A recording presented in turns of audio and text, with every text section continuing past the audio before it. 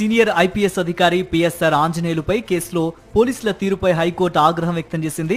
పోలీసుల పని దర్యాప్తు పూర్తి చేసి ఛార్జ్షీట్ దాఖలు చేయడం వరకేనని స్పష్టం చేసింది.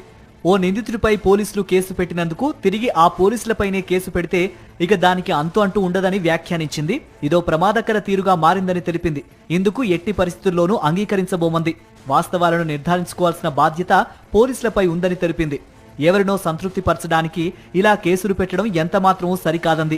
వందల సంఖ్యలో సాక్షులను విచారించడానికి ఇదేవైనా రాజీవ్ గాంధీ హత్య కేసా అని ఘాటుగా వ్యాఖ్యానించింది.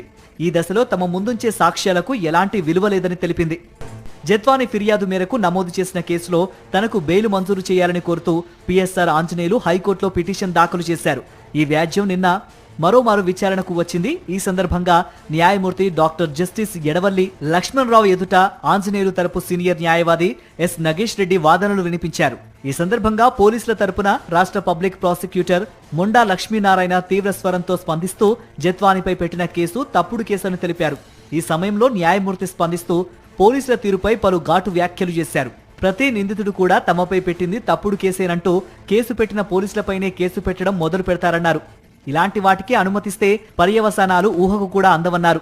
పిఎస్ఆర్ బెయిల్ మంజూరు సందర్భంగా కఠిన షరతులు విధిస్తామని తెలిపారు. ఇందుకు సంబంధించి సవివరంగా ఉత్తర్వులు కూడా ఇస్తామని స్పష్టం చేశారు.